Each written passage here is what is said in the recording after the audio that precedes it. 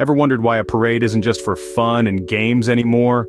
Well, welcome to the Carbon Tax Parade. This isn't your typical celebration with streamers and balloons. Instead, it's a nationwide rally against a particular price hike that's got everyone's gears grinding. The main event took place on the Trans-Canada Highway near Calgary, but echoes of this protest were heard all across the country. The villain of this story? The federal carbon tax hike. The price of carbon rose by $15 per ton, and the ripple effects were felt from the pumps at the gas stations to the pockets of everyday Canadians. The protesters weren't just riled up about the tax itself, but its impact on gas prices, and the strain on overall affordability. So, if you thought parades were all about floats and candy, think again. This nationwide protest against the carbon tax hike shows that sometimes, a parade is a platform for the people to voice their concerns and demand change. In the red corner we have the protesters, and in the blue corner we have Prime Minister Trudeau with his "I got this" smile. Trudeau, keeping his cool, responded to the nationwide outcry over the carbon tax hike with a promise of larger rebate checks. His argument? The increase in the federal carbon price, which adds an extra $15 per ton, would be offset by these rebates. But here's the twist. Alberta decides to rejoin the party, reinstating its own fuel tax. Yes, you heard it right. It's like throwing a match into a room full of fireworks. The frustration among the protesters just went from a simmering pot to a full-blown pressure cooker, ready to whistle any moment now. So, while the protesters are waving their "We're broke" banners, the government's response is akin to a pat on the back with a there," and a rebate check in hand.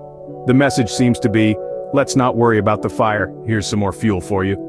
So the government's response to "we're broke" is, here's a rebate check, now go buy some more fuel.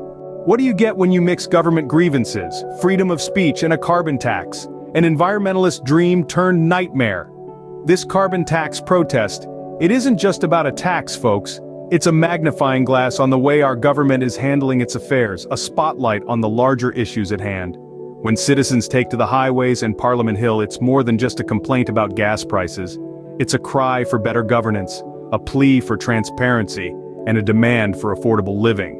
It's about the people's right to voice their concerns, to be heard, and to question authority. It's democracy in action, in its rawest form. And then, there's the carbon tax itself, an environmental measure that sparked a debate. On one side we have those advocating for swift action against climate change, and on the other, we have folks worried about the immediate economic impacts of such measures. It's a classic tale of long-term gain versus short-term pain. So, if you thought the carbon tax was just about saving the environment, you've missed the forest for the trees. So, what's the moral of the story? Let's break it down, shall we? Well, it seems like the Trans-Canada Highway turned into a carbon tax protest catwalk, with the latest trend being anti-carbon tax placards and signs. The fashion statement of the year, I must say. And the government, being the fabulous fashion police, responded with the classic rebate check accessory. Quite the style statement, wouldn't you agree? But wait, there's more. Alberta decided to join the fashion show by reinstating its fuel tax. Talk about making a grand entrance. Now that's what I call fueling the fire. On the broader canvas, these protests really painted a picture, didn't they? They highlighted a Picasso of grievances, from freedom of speech concerns to affordability issues. Truly a masterpiece of civil dissent.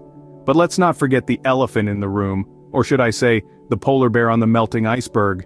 The environmental impact. It's a bit like a game of hot potato, except the potato is our planet and it's getting hotter by the minute. And there you have it, folks, the carbon tax saga, where parades are protests, rebate checks are the government's olive branch, and saving the environment is, well, a heated debate.